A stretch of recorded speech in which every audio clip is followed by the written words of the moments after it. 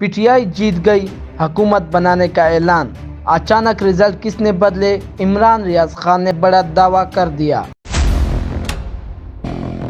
Senior सहाफ़ी इमरान रियाज खान ने अपने वीलॉग में कहा कि पीटीआई ने हैरानकुन नताइज दिखाए हैं। इमरान खान की पार्टी को तोड़ा गया, कारकुनों पर बदतरीन तशद्दुद किया गया, 180 से ज्यादा लोगों पर FIR की गई, इमरान खान को गोलियां लगी, जख्मी हुआ, मुकदमात बनाए गए, जेल में रखा गया, लोगों ने उसकी पार्टी को छोड़ दिया, भले का निशान चीना गया। इंतखाबी मुहिम के दौरान लेवल प्लेइंग सीट नहीं दी गई, किसी रैली जलसे की इजाज़त नहीं थी। इमरान खान को 31 साल की सज़ा सुनाई गई, हाथ पांव बांध दिए गए। सख्ती और जबर के बावजूद इमरान खान की पार्टी लीड कर रही थी, लेकिन सुबह होते ही नताइज बदल गए हैं। खैबर पख्तूनख्वा असम्बली के हलकों में गैर हतमी और गैर सरकारी नताइज आने का सिलसिला जारी है। आज़ाद उम्मीदवारों को बरतरी हासिल है, जबकि मुस्लिम लीग नून काफ़ी पीछे है।